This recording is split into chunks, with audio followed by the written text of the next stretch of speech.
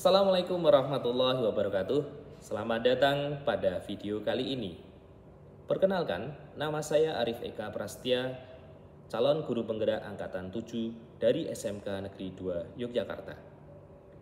Pada video kali ini saya akan menyampaikan hasil demonstrasi kontekstual modul 3.1 tentang pengambilan keputusan berbasis nilai-nilai kebajikan sebagai pemimpin. Pada demonstrasi kontekstual kali ini, saya melakukan wawancara dengan kepala sekolah. Ada dua kepala sekolah yang saya wawancarai. Yang pertama, Bapak Dodot Yuliantoro, SPD MT, Kepala SMK Negeri 2 Yogyakarta. Dan yang kedua, Bapak Elias SPD, Magister Engineering, Kepala SMK Negeri 1 Yogyakarta. Saya akan menyampaikan hal-hal yang menarik dari wawancara kepada beliau. Yang pertama, hal yang menarik dari wawancara dengan Bapak Dodot Yuliantoro, dalam pengambilan keputusan, menurut beliau membutuhkan kecerdasan, sebab mengakomodir banyak orang. Prinsipnya, agar solusi dari permasalahan atau keputusan yang diambil adalah keputusan yang baik untuk semua pihak. Langkah yang dilakukan adalah melakukan klasifikasi masalah-masalah yang dihadapi, kemudian mempertimbangkan beberapa solusi yang mungkin dan memiliki dampak negatif paling minim. Walaupun pada faktanya tidak semua pihak terpuaskan dengan keputusan yang diambil. Harapannya, semoga pihak yang mengalami kecewa hanya sedikit saja. Dalam kasus dilema etika, Pak Dodot Yuliantoro menjawab wawancara kami seperti ini. Yang pertama, misal ada dua kelompok berbeda dan mempunyai dua kepentingan yang sama-sama benar. Maka dalam pengambilan keputusan prinsipnya tetap tidak boleh ngasorke. Artinya tidak boleh merendahkan pihak yang lain. Caranya adalah dengan mencari titik temu atas ketidakcocokan dua nilai dari kelompok yang berbeda melalui musyawarah. Mencari formula yang paling tepat dengan mendudukkan bersama semua pihak. Dan adapun keputusannya, semua pihak harus menerima hasil mufakat. Dalam mengambil keputusan, kepala sekolah mengambil langkah terstruktur melalui koordinasi staf manajemen sekolah yang terdiri dari kepala sekolah dan wakil kepala sekolah, TU dan SPMI, dan unit kerja pengguna anggaran. Keputusan kepala sekolah harus dikomunikasikan di jajaran staf manajemen. Hal yang dianggap efektif dalam mengambil keputusan adalah dengan duduk bersama, menyamakan persepsi dan mencari solusi terbaik bersama-sama, walaupun secara yuridis keputusan ada di kepala sekolah. Sedangkan tantangan dalam pengambilan keputusan, formula minimal dengan duduk bersama sampai level yang dibutuhkan. Misalkan keputusan yang dibutuhkan hanya pada level wali kelas, maka cukup wali kelas saja. Namun jika keputusan itu memerlukan level yang lebih tinggi lagi, maka orang yang terlibat tentu akan lebih banyak. Nah, merangkum dan menyatukan pendapat itu adalah tantangannya. Kemudian waktu untuk menyelesaikan masalah tergantung prioritas. Sepekan sekali ada pertemuan staf manajemen kecil untuk menyamakan persepsi dan menyelesaikan masalah dalam lingkup masing-masing unit kerja. Sebulan sekali ada briefing semua staf manajemen. Dan setelah upacara hari Senin, seringkali kepala sekolah dan staf manajemen kecil memimpin briefing yang diikuti semua guru dan karyawan. Orang dan faktor yang selama ini mempermudah dan membantu kepala sekolah dalam pengambilan keputusan adalah staf manajemen sekolah yang terdiri dari kepala sekolah dan wakil kepala sekolah, TU dan SPMI, dan unit kerja pengguna anggaran. Dari hasil wawancara ini, kepala sekolah sudah menggunakan langkah terstruktur dalam pengambilan keputusan, yaitu melakukan klasifikasi permasalahan yang dihadapi, termasuk nilai-nilai yang saling bertentangan, dipertimbangkan terlebih dahulu.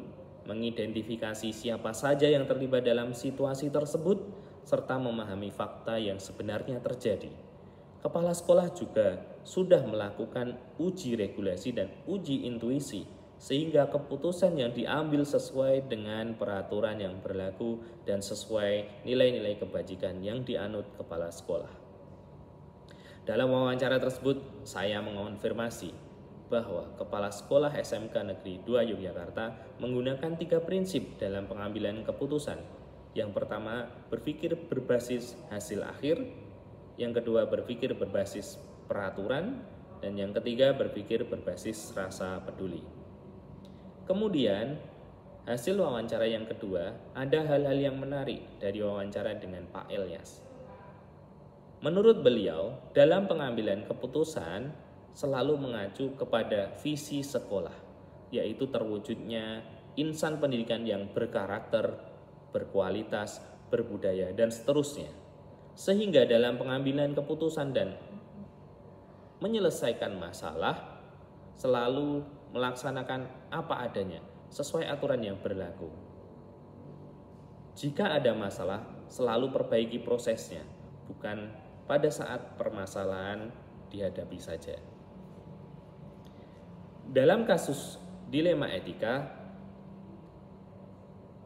misal ada 2 kelompok berbeda dan mempunyai 2 kepentingan yang sama-sama benar, maka dalam pengambilan keputusan, Pak Elyas memiliki prinsip bahwa sesuai dengan komitmen bersama, yang utama adalah mengedepankan karakter insan pendidikan seperti yang tertuang dalam visi sekolah. Sejak awal selalu menekankan hal tersebut dan semua warga sekolah diberi pengertian, namun juga harus mendengarkan dari segala sisi yang ada. Dalam wawancara kami juga mengkonfirmasi bahwa di SMK Negeri 1 Yogyakarta menerapkan pembelajaran yang berdiferensiasi. Setiap keputusan juga mengacu keberpihakan pada murid, bagaimana murid dapat terlayani sebaik-baiknya, sekalipun ada kasus yang tidak bisa ditolerir, tetap murid diarahkan sebaik mungkin. Dalam pengambilan keputusan, kepala sekolah mengambil langkah terstruktur melalui manajemen sekolah. Jika masalah cukup diselesaikan pada level wali kelas, maka sudah cukup. Namun jika diperlukan solusi yang lebih banyak orang, dapat melibatkan staf manajemen yang lain. Komunikasi dan partisipasi di sekolah dianggap paling efektif dalam menyelesaikan masalah. Segala sesuatu bisa dikomunikasikan. Hal yang dianggap efektif dalam mengambil keputusan adalah dengan koordinasi bersama untuk mencari solusi terbaik bersama-sama. Sedangkan tantangan dalam pengambilan keputusan menurut Pak Elyas adalah bagaimana memandang kasus dari berbagai perspektif dan harus ditaati sesuai aturan yang berlaku. Sedangkan waktu untuk menyelesaikan masalah tergantung prioritas dan case by case. Misalkan Pak Elyas menyediakan waktu pembinaan pegawai 3 bulan sekali. Setiap rapat dan 1 bulan sekali juga ada komunikasi. Orang dan faktor yang selama ini mempermudah dan membantu kepala sekolah dalam pengambilan keputusan adalah tim manajemen sekolah yang terdiri dari kepala sekolah dan wakil kepala sekolah, kepala TU dan SPMI. Nah, ada proses keberlanjutan yaitu melalui audit internal. Dari hasil wawancara kepada Pak Elyas, Kepala Sekolah SMK Negeri 1 Yogyakarta sudah menggunakan langkah-langkah terstruktur dalam pengambilan keputusan, yaitu melakukan identifikasi permasalahan yang dihadapi case by case, fakta yang sebenarnya terjadi. Kepala sekolah mengawali menguji masalah melalui aturan yang berlaku, namun juga melihat kondisi yang terjadi. Dalam wawancara tersebut, kami mengkonfirmasi bahwa kepala sekolah menggunakan 3 prinsip dalam pengambilan keputusan. Yang pertama, berpikir berbasis hasil akhir atau end-based thinking. Yang kedua, berpikir berbasis peraturan atau rule-based thinking. Yang ketiga, berpikir berbasis rasa peduli atau care-based thinking. Menurut Pak Ilyas, tergantung case by case yang dihadapi. Namun, lebih utama regulasi atau berbasis peraturan menjadi acuan yang utama. Baru kemudian nanti melihat kondisi dan situasi. Ada yang namanya diskresi, di mana peraturan tergantung siapa yang menjalankannya.